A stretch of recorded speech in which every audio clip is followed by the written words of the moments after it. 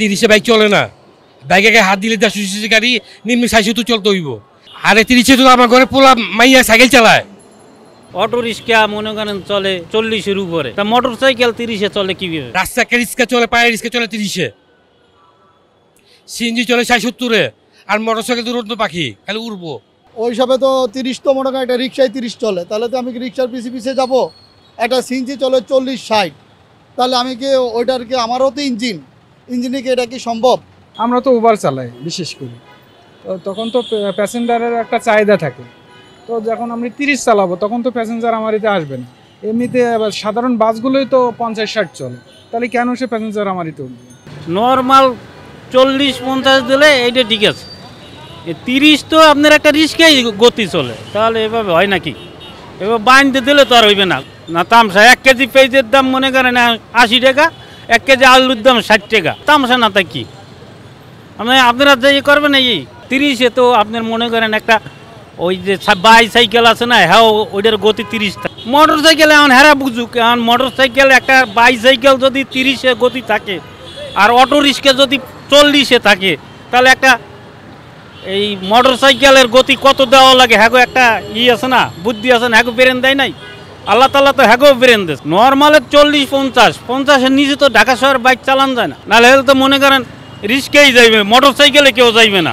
এই যে আমরা কাজকর্ম নাই, বাদামের মতন বয়ে রয়েছি, তাও একটা উন্ডালে বেড়েছি, 2-3টা বাল বাচ্চা, খামু কি? 30-এ বাইক চলে না, বাইকে হাত দিলে 150 গাড়ি নিম্ন 60 চলতে হইব, তাহলে একজনের জায়গা মতন পৌঁছে দিতে পারুম, নাহলে পারুম না। শুক্রবার দিনকা না, শুক্রবার দিনকা চলবে যার যার স্বাধীনতা, যার যার কাজ আছে সব জায়গায় ঘুরবো। হ্যাঁ, কিন্তু লিমিট চোখ কান খুলে চালান গাড়ি, নিজের হাত পা ভাঙেন না, ঠিক আছে ভাই?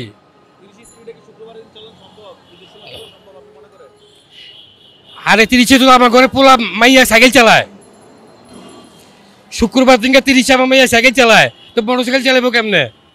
360 পেরে যায় তেনকা মন্দির পোলা বান্ধা 100 ঘুন্ডা টান দেয়। আগে ওইটা ঠিক করেন, তারপর এদিকে আসবেন। আর ট্রাফিক সার্জেন্ট যারা আছে অনুরোধ করে বুঝতেছি, ট্রাফিকরে এত সুযোগ দিয়েন না, একবার বাড়ি ঘর অনেক হয়ে গেছে গা, দলে 300 লায়, দলে 200 লায়, দলে 100 লায়, ঠিক আছে?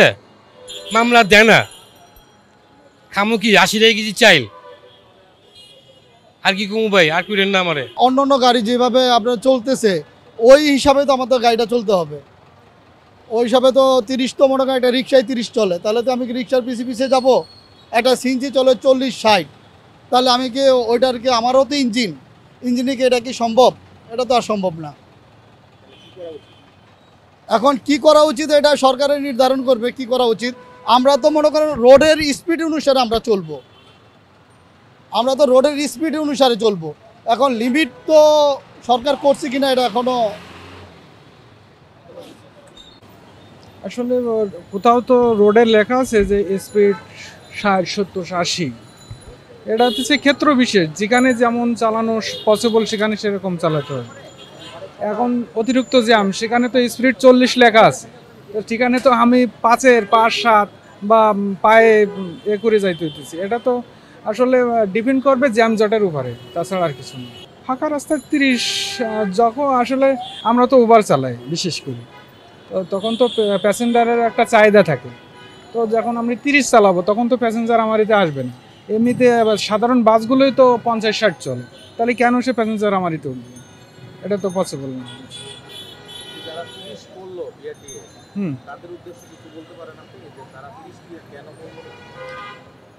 যেহেতু ওনারা রোড গার্ডগুলো সব কিছু বিশ্লেষণ করে গাড়িগুলো, আমাদের থেকে ভালো জানে, তো ওনারা আরও একটু জাস্টিফাই করে দেখি ডিসিশনটা নিলে সেটা সব থেকে বেশি ভালো হবে।